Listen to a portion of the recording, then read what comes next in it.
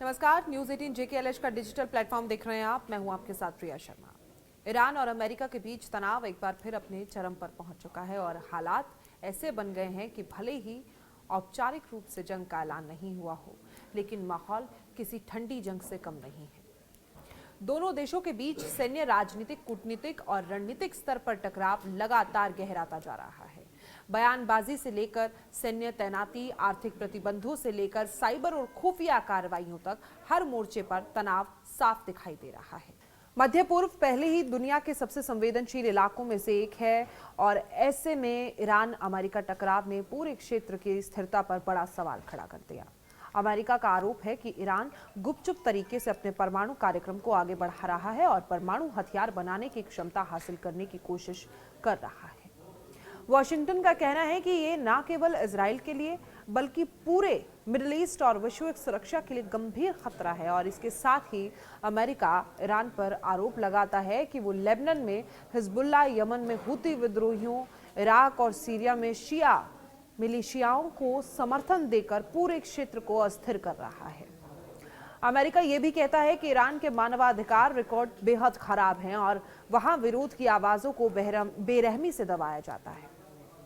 वहीं दूसरी ओर ईरान इन सभी आरोपों को सिरे से खारिज करता है।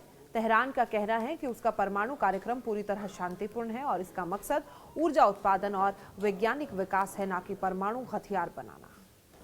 ईरान अमेरिका को मध्य पूर्व में दखल देने वाला देश बताता है जो दशकों से इस क्षेत्र में युद्ध, सत्ता परिवर्तन और अस्थिरता फैलाता रहा है।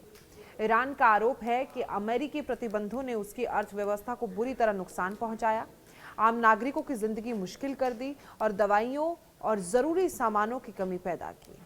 पिछले कुछ महीनों में हालात और ज्यादा तनावपूर्ण हो गए हैं। अमेरिका ने खाड़ी क्षेत्र में अपनी सैन्य मौजूदगी को तेजी से बढ़ाया है। विमान राहपोत, आधुनिक युद्धपोत, मिसाइल डिफेंस सिस्टम और लड़ाकू विमानों की तैनाती इस बात का संकेत मानी जा रही है कि वॉशिंगटन किसी भी स्थिति के लिए तैयार रहना चाहता है। अमेरिकी रक्षा अधिकारियों का कहना है कि यह तैनाती निरोध यानी कि ईरान को किसी आक्रामक कदम से रोकने के लिए है, लेकिन ईरान इसे सीधे सीधे धमकी और दबाव की राजनीति के रूप में देखता है। अमेरिकी सैन्य गतिविधियों के जवाब में ईरान ने भी सख्त रुख अपनाया है। ईरानी सैन्य और राजनीतिक नेतृत्व ने साफ चेतावनी दी है कि अगर अमेरिका या उसके सहयोगी देशों ने हमला किया तो ईरान उसे सीमित कार्रवाई नहीं बल्कि पूरी जंग मानेगा। ईरान का कहना है कि उसके पास ऐसी सैन्य क्षमताएं हैं जिनके जरिए वो न केवल अपने देश की रक्षा कर सकता है बल्कि खाड़ी क्षेत्र में अमेरिकी हितों को भी गंभीर नुकसान पहुंचा सकता है।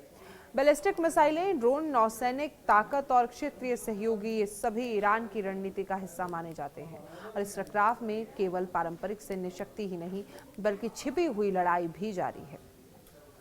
साइबर हमले, खुफिया ऑपरेशंस और आर्थिक दबाव इस संघर्ष के अहम हथियार बन चुके हैं। अमेरिका और उसके सहयोगी ईरान के परमाणु और सैन्य ढांचे को निशाना बनाने के लिए साइबर अभियानों का सहारा लेते रहे हैं।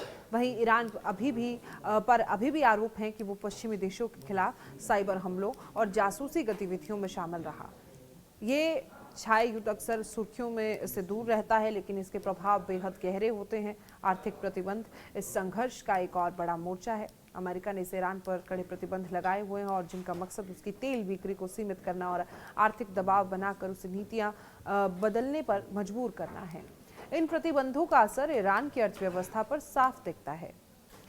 करेंसी, बेरोजगारी, ये तमाम ऐसी समस्याएं आम लोगों की जिंदगी को प्रभावित कर रही हैं।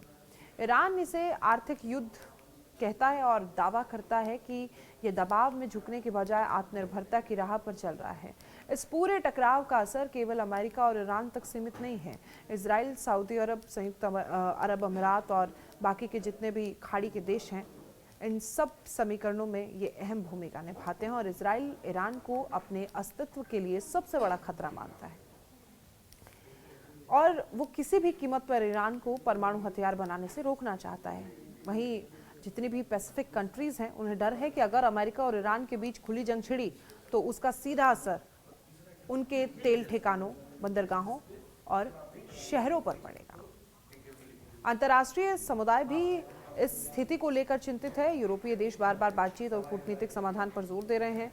रूस और चीन भी इस संकट में अपने अपने हितों के साथ मौजूद है और अमेरिका की एक तरफा नीतियों की आलोचना करते रहे हैं, लेकिन फिलहाल ऐसा कोई ठोस संकेत नहीं दिख रहा है कि दोनों पक्ष तनाव कम करने के लिए तुरंत पीछे हटने को तैयार। देखिए, कुल मिलाकर ईरान और अमेरिका के बीच मौजूदा हालात बेहद नाजुक और बेहद विस्फोटक हैं और एक छोटी सी चूक, गलत आकलन या उकसावे वाली कार्रवाई पूरे क्षेत्र को बड़े युद्ध की आग में झोंक सकती है। भले ही दोनों देश फिलहाल खुली जंग से बचना चाहते हो, लेकिन जिस तरह की बयानबाजी, सैन्य तैयारियां और परोक्ष कार्रवाइयां सामने आ रही है, उससे ये साफ है कि तनाव अभी जल्दी खत्म होने वाला नहीं है। दुनिया की नजरें इस बात पर टिकी है कि क्या डिप्लोमेटिक तरीके से आखिरी वक्त पर हालात संभल पाएंगे या फिर मिडिल ईस्ट एक और बड़े संघर्ष की ओर बढ़ता दिखाई देगा। आपकी क्या राय है, कमेंट बॉक्स में ज़रूर बताएं। फिलहाल के लिए मुझे दीजिए इजाज़त। नमस्कार।